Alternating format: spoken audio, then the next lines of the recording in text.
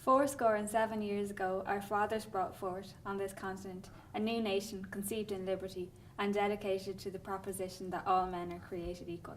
Now we are engaged in a great civil war, testing whether that nation, or any nation so conceived and so dedicated, can long endure.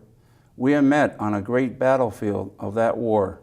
We have come to dedicate a portion of that field as a final resting place for those who here gave their lives that their nation might live. It is altogether fitting and proper that we should do this.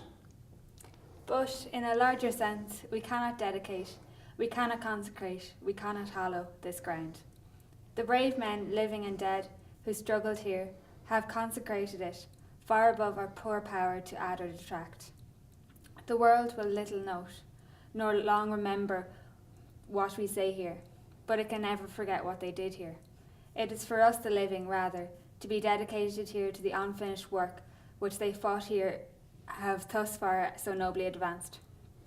It is rather for us to be here dedicated to the great task remaining before us, that from these honoured dead we take increased devotion to that cause for which they here gave the last full measure of devotion, that we here highly resolve that these deeds shall not have died in vain, that this nation, under God, shall have a new birth of freedom, and that government of the people, by the people, for the people, shall not perish from the earth.